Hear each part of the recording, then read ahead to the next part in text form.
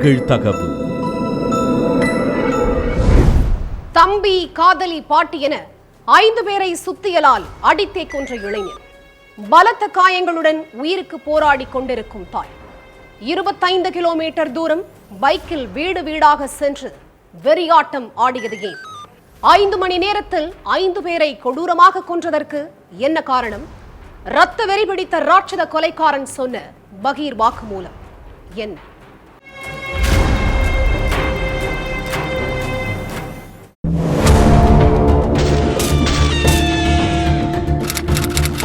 Night 8 மணி இருக்கும். Police ஸ்டேஷனில் வழக்கம் போல் போலீஸ்காரங்க எல்லாரும் அவங்க வேலையை பார்த்துட்டு இருந்திருக்காங்க. அப்போ நீட்டாக ட்ரெஸ் பண்ணிட்டு பார்க்கறதுக்கு கொஞ்சம் ரிச் லுக்காக ஒரு இளைஞர் வந்திருக்காரு.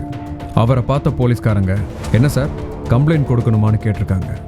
அதுக்கு அவர், கம்ப்ளைண்ட் எல்லாம் கொடுக்க வரல, என் அம்மா, தம்பி, காதலின்னு 6 பேரை கொலை பண்ணிட்டேன், அதான் சரணடைய வந்திருக்குன்னு சொல்லியிருக்கான். சட்டையில ரத்தம் தெறிக்க அறிவாலோட சரணடைய வந்த பல பேரை பார்த்த காவலர்களுக்கு டிப் டாப்பா வந்த ஒருத்தன் 6 பேரை கொன்னுட்டேன்னு சொன்னதும் போலீஸ்காரங்களுக்கு ஒரு நிமிஷம் ஷாக் தான். என்னடா சொல்ற? எங்க வச்சு கொன்ன? எப்ப கொன்ன? உன் பேர் என்னன்னு அடுத்தடுத்து கேள்விகளா கேட்டிருக்காங்க போலீஸ்காரங்க. அந்த கேள்விகளுக்கு எதுவும் பதில் சொல்லாம, நீங்க கேட்குற கேள்வியெல்லாம் பதில் சொல்ல இப்ப டைம் இல்ல, நானும் எலி மருந்து குடிச்சிட்டேன்னு சொல்லி சில வினாடிகள்லயே போலீஸ் ஸ்டேஷன்லயே மயங்கி விழுந்திருக்கான். உடனே அவனை மீட்ட போலீஸ்காரங்க திருவனந்தபுரம் கவர்மெண்ட் மெடிக்கல் காலேஜ் ஹாஸ்பிட்டலுக்கு அனுப்பி வச்சிருக்காங்க. அங்க டாக்டர்கள் அவனுக்கு ட்ரீட்மெண்ட் கொடுத்துட்டு இருக்காங்க.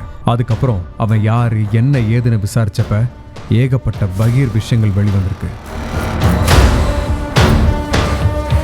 திருவனந்தபுரத்தில் உள்ள வெஞ்ஞாரமூடு அப்படிங்கிற ஏரியாவை சேர்ந்தவன் தான் 23 வயசுள்ள அஃபான். காலேஜ் முடிச்சுட்டு துபாய்க்கு போன அஃபான் அங்க அவனோட அப்பா நடத்திட்டு வர்ற ஃபர்னிச்சர் கடையில வேலை பார்த்துட்டு வந்திருக்கான்.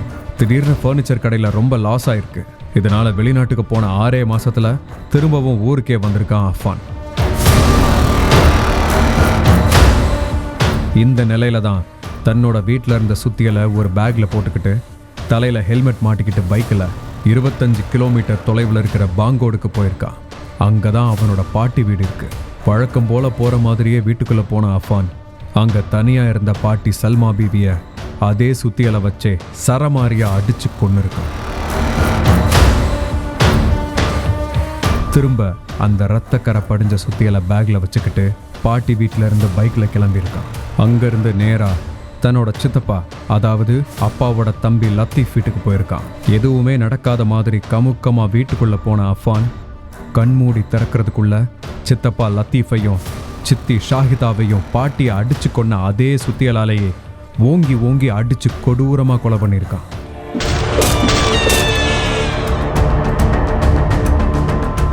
அதுக்கப்புறம் நேரா தன்னோட வீட்டுக்கு போன அஃபான் தாய் ஷமீனாவை சுத்தியலாலேயே காட்டு மிராண்டித்தனமா அடிச்சிருக்கான். அதுக்கப்புறம் வீட்டில் இருந்த தன்னோட தம்பி 14 வயசே ஆன அஃப்ஷானையும் அதே மாதிரி சுத்தியலால கொடூரமா அடிச்சு கொண்டு இருக்கான் அஃபான். கொஞ்ச நேரம் வீட்டுக்குள்ளேயே அமைதியா உட்கார்ந்திருந்த அஃபான் ஃபோன் பண்ணி தன்னோட காதலி ஃபர்சானாவை வீட்டுக்கு வர சொன்னதா சொல்லப்படுது. காதலன் கூப்பிடுறானேன்னு ஆசையா வீட்டுக்கு வந்த காதலிய சுத்தியலாலேயே அடிச்சு ரணக்கொடூரமா கொலை பண்ணியிருக்கான் அஃபான். அஃபானோட வீட்டுக்கு போலீஸ் போய் பார்த்தப்ப அவனோட தம்பி அஃப்ஷானும் காதலி ஃபர்சானாவும் ரத்த வெள்ளத்துல இறந்து கிடந்திருக்காங்க. ஆனா தாய் ஷமீனா மட்டும் உயிருக்கு போராடிட்டு இருந்திருக்காங்க. உடனே அவங்கள மீட்டு ட்ரீட்மெண்ட்டுக்காக திருவனந்தபுரத்தில் உள்ள கவர்மெண்ட் மெடிக்கல் காலேஜ் ஹாஸ்பிட்டலுக்கு அனுப்பி வச்சிருக்காங்க போலீஸ். அதே மாதிரி பாங்கோடு வீட்டில் இறந்து கிடந்த பாட்டி சல்மா பீவியோட சடலத்தையும் எஸ்என்புரம் வீட்டில் இறந்து கிடந்த லத்தீஃப் ஷாஹிதாவோட சடலத்தையும் மீட்டு போஸ்ட்மார்ட்டத்துக்கு அனுப்பி வச்சிருக்காங்க. அஃபான் ரத்த உறவுகளை கொல்றதுக்கு சுத்தியலோட சேர்த்து கத்தியையும் பயன்படுத்தினதா சொல்லப்படுது. சுத்தியலால காட்டு மிராண்டித்தனமா அடிச்சதுல 6 பேரோட முகமே செதஞ்சு போய் யாருன்னே அடையாளம் கண்டுபிடிக்க முடியாத அளவுக்கு இருந்ததா காவல்துறை அதிகாரிகள் சொல்லியிருக்காங்க.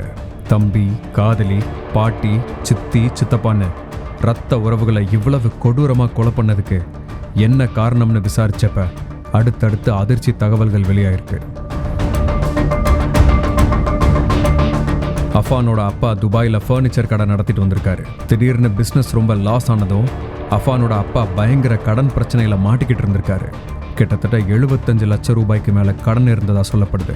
குடும்பமே கடன் பிரச்சனையில சிக்கிட்டு இருக்கிறதா சித்தப்பா லத்தீப் கிட்டையும் பாட்டி சல்மா பீவி கிட்டையும் பணம் கேட்டிருக்கான் அஃபான். ஆனா கையில நிறைய பணம் நகைன்னு வச்சிருந்தோம் சித்தப்பாவும் பாட்டியும் அஃபான் குடும்பத்துக்கு பணம் கொடுக்க மறுத்துட்டதா சொல்லப்படுது.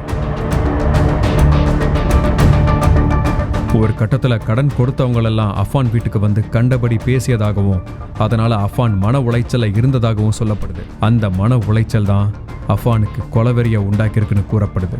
அந்த கொலவெறி அதிகமானதுனால தான் அவசரத்துக்கு கூட பணம் கொடுத்து உதவாத சித்தப்பா சித்தி பாட்டிய கொலை பண்ண முடிவு செஞ்சு அஃபான் சுத்தியல் கத்தியோட போய் கொடூரமா கொலை பண்ணியிருக்கிறதாகவும் சொல்லப்படுது. 3 பேரையும் கொன்னுட்டு வீட்டுக்கு வந்த அஃபான் கடன் கொடுத்தவங்க எப்படியும் அம்மாவையும் தம்பியும் நிம்மதியா வாழ விட மாட்டாங்க. தினம் கடன் கொடுத்தவங்க கிட்ட பேச்சு வாங்கிட்டு கஷ்டப்படுறத விட பேசாம செத்து போறதுதான் மேலுன்னு நினைச்சு அம்மாவையும் தம்பியையும் கொன்னுட்டதாகவும் அதுக்கப்புறம் தன்னோட காதலிக்கு ஃபோன் பண்ணி வீட்டுக்கு வர சொல்லி காதலியையும் சுத்தியலால அடிச்சு கொன்னுட்டதாகவும் காவல்துறை தரப்புல சொல்லப்படுது. ஹாஸ்பிட்டல் ட்ரீட்மெண்ட்ல இருக்கிற அஃபான் கிட்ட போலீஸ் விசாரிச்சப்ப எதையும் முழுசா சொல்லாம ஏதேதோ உளறி இருக்கான். ஆனா தான் இல்லாம தன்னோட காதலி மட்டும் தனியா கஷ்டப்படுவா, அவளை தனியா விட்டுட்டு போக மனசு இல்லாம தான் ஃபர்சானாவையும் வீட்டுக்கு கூப்பிட்டு கொன்னுட்டேன்னு அஃபான் போலீஸ் கிட்ட சொன்னதா தகவல் வெளியாயிருக்கு. அஃபான் ரொம்ப அமைதியான பையன், யார்கிட்டையும் குரலை வசதி பேசக்கூட மாட்டான். அவன் இப்படி 5 பேரை கொலை பண்ணிட்டான்னு சொல்றதை எங்களால நம்பவே முடியலன்னு சொல்லியிருக்காங்க அக்கம் பக்கத்துல உள்ளவங்க. அதே மாதிரி துபாயில உள்ள அவனோட அப்பா கிட்ட இதை பத்தி கேட்டப்ப எங்க குடும்பம் கடன்ல கஷ்டப்பட்டு இருக்கிறது உண்மைதான், ஆனா அது அஃபானுக்கு இந்த அளவுக்கு பாதிப்பையும் தாக்கத்தையும் ஏற்படுத்தி இருக்குங்கிறத என்னால நம்ப முடியல, என்ன நடந்திருக்கும்னு என்னால யூகிக்கவே முடியலன்னு சொல்லியிருக்காரு.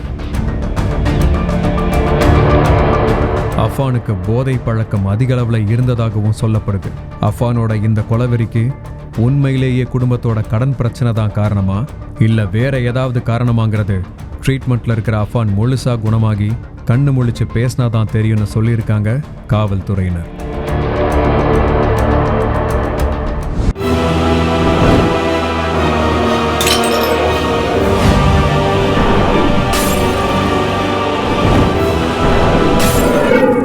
நிகழ்தகவு